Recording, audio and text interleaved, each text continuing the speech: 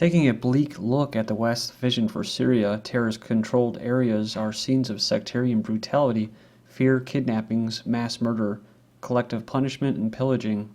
The obvious endgame of Western-backed regime change, reports are starting to creep into Western media regarding sweeping atrocities committed by the so-called Syrian rebels.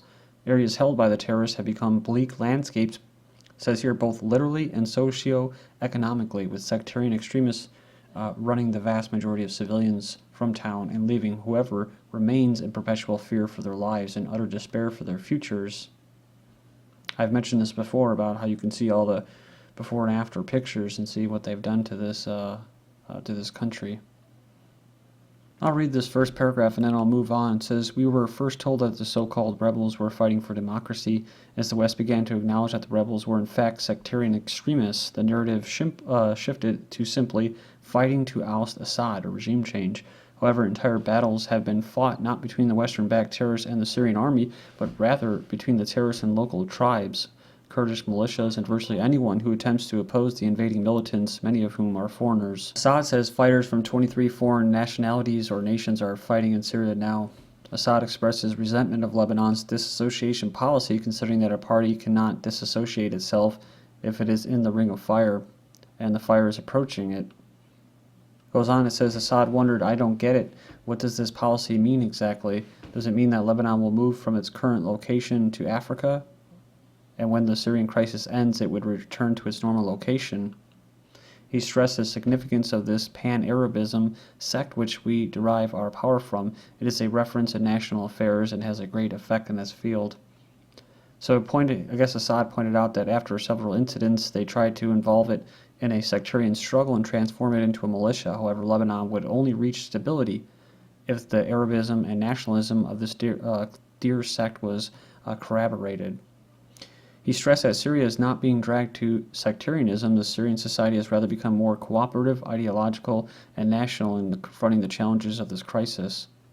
Said they tried hard to provoke sectarian instincts, but they failed in achieving that. He says here that the so-called Free Syrian Army is actually finished. He indicated that many sides have demanded that Syria, at the beginning of the crisis, to put an end to the situation immediately. However, anyone responsible cannot deal with his land and his people in this way, and if we took this action when the picture was still ambiguous, we could have lost some friends. Instead, we got some opponents on our side. Moaz, Khatib, determined to resign, says, "I see screen full of blood." The so-called Syrian National Council's head told he's basically a Western puppet, told the foreign-backed opposition bloc that he was determined to resign, saying he sees a screen full of blood in the future. He basically goes on there and he says that they're not getting enough support from the West. He says it is clear the international community does not mean anything, it only acts according to its own prerogatives. Well, you should have already known that before getting in there. U.S. prepares $130 million of military aid package for Syrian rebels. Secretary of State expected to announce plans for opposition forces and international allies to meet in Istanbul, Turkey. It's funny because he says he wants to bring together the Syrian opposition leadership and their main international allies. I guess that's all the different nationalities from around the world that are fighting as terrorists, and the terrorist aiding, supporting countries like Qatar, Saudi Arabia, United States, and UK. Jordan opens skies for IAF drones flying to Syria. Jordan has opened 2 corridors of its airspace to Israeli Air Force drones seeking to monitor the ongoing conflict in Syria. According to the report, the king made the decision in March during Obama's visit to Jordan. That's when he gave him a bunch of money, and they basically came to terms that they were Jordan was going to be a lapdog for the West.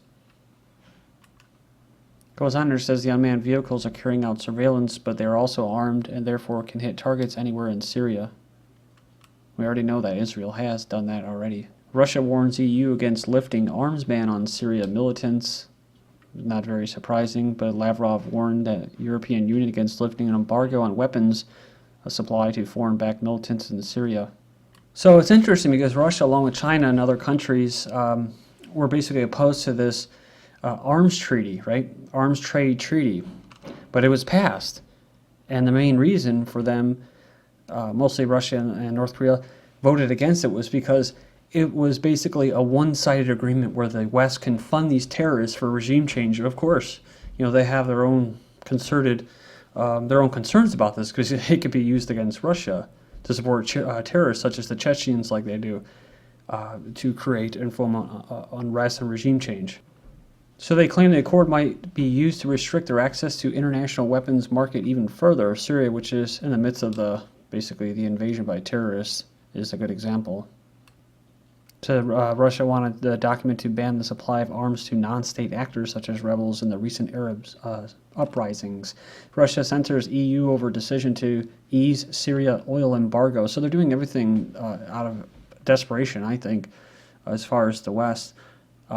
Because just recently in the past week, amidst all the Boston hoopla, you had 200 troops, and then we're talking about possible 20,000 troops inside Jordan, and that was confirmed for Syria. Russia has criticized the EU for the decision to ease its sanctions against Syria to assist foreign-backed militants fighting against Assad. My website is Global Government News, ggnonline.com. And on YouTube, my channels are ddarko2012 and ddarko2013. All the headlines and links should be posted in YouTube's video description.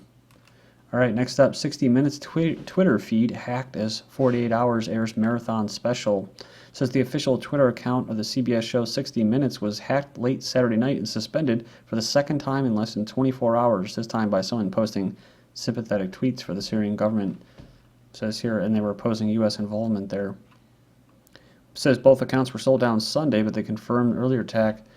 Also, they said that a group calling itself the Syrian Cyber Army took the credit this time in a tweet that originated in Indonesia. So they did a similar attack on NPR, basically saying, who is interesting. Look at this picture, I guess they posted up here. The actual Boston bombers caught on camera, professionals under U.S. regime protection. Hey, bro, where'd your backpack go? So they're talking about these guys.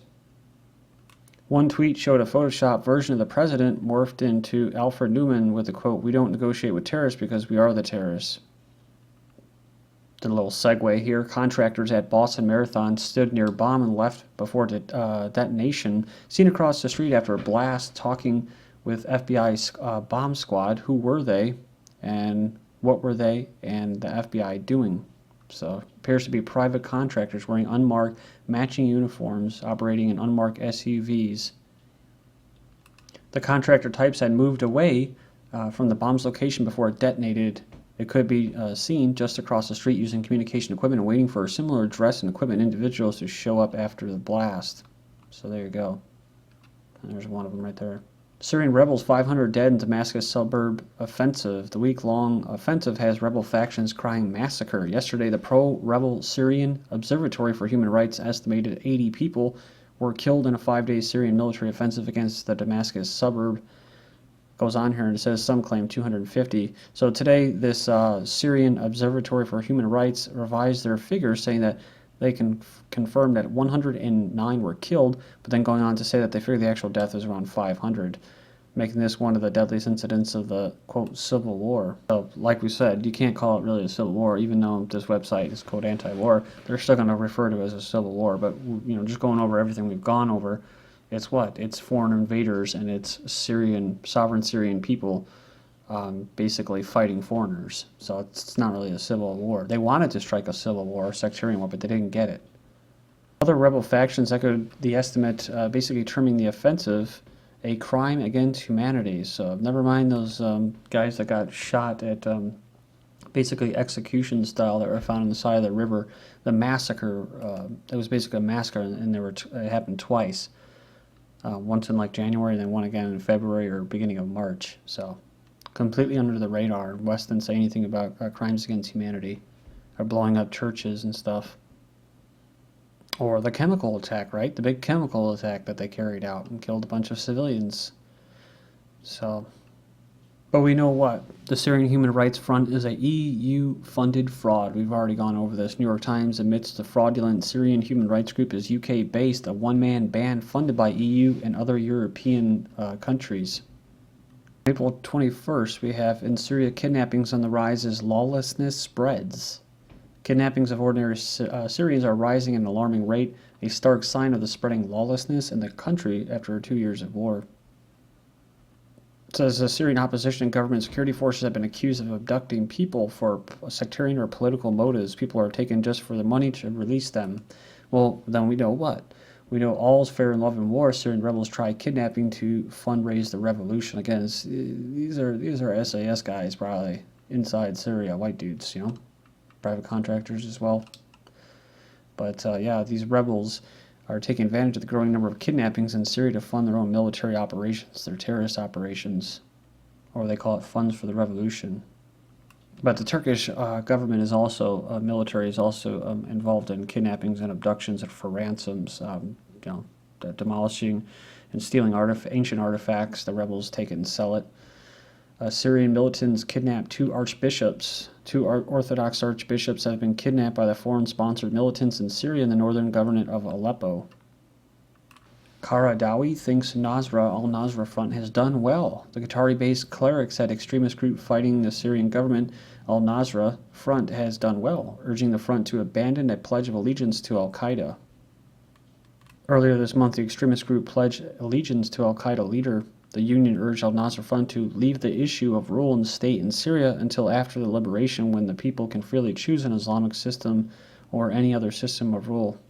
It says here it warned that the pledge to al-Qaeda only strengthens the Assad regime. Syrian troops and Lebanese Shiite militias attacked rebel-held areas on the two countries' border on Sunday. It says Syrian fighting flares both sides of the Lebanese border. This is based off of the article that we were covering earlier in the beginning of the video. Lebanese figures make surprise visit to Assad. A large number of delegation of around 50 political figures traveled to Syria for talks with Assad. It says here, the visiting delegation was composed of notable pro-Assad figures and parties from all sects. This was the biggest Lebanese delegation to visit Assad since clashes broke out in Syria 2 years ago. It says although Damascus pulled its troops from Lebanon after an almost 29-year presence in the aftermath of the 2005 assassination of former Prime Minister, the Syrian administration still enjoys wide support among the Lebanese, mainly within the March 8th coalition. Hezbollah has declared war on Syrian militants. Says what is happening in Homs is Hezbollah is declaring war, says Joe Sabra said on Monday in a press conference in Istanbul.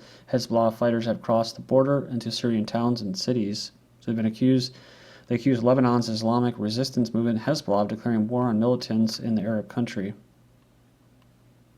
The accusation was made by Sabra shortly after he was appointed interim president of the so-called Syrian National Coalition.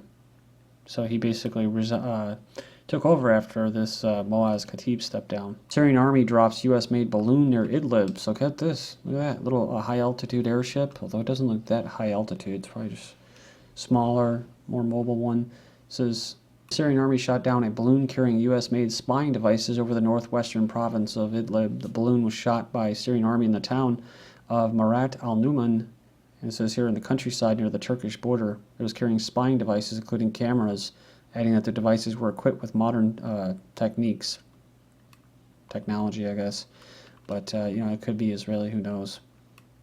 I mean, it wouldn't be far off to speculate that it's Israeli. Why? Because they were just busted having a fake rock with cameras inside monitoring the Russian Navy.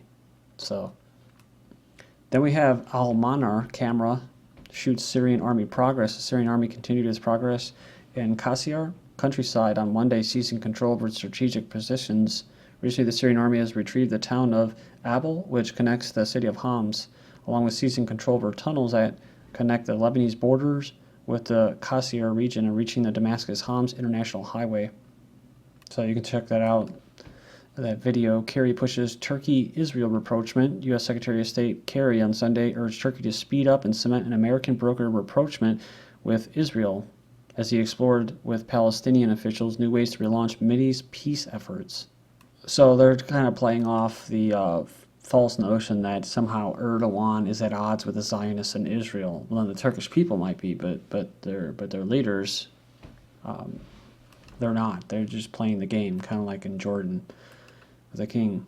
Israel seeks Turkish airbase to enable Iran strike. Netanyahu's national security advisor travels to Ankara in Turkey, offering advanced defense technology in exchange for an airstrike launching platform. So you move down here. And he goes on here, says they're going to discuss compensation for flotilla victims. Yeah, right. He will also be seeking to lay the groundwork for the stationing of Israeli fighter jets at an airbase near Turkey ahead of a possible strike on Iran's nuclear facilities. So please join me in part 2. This is GGN on Darko. Thank you.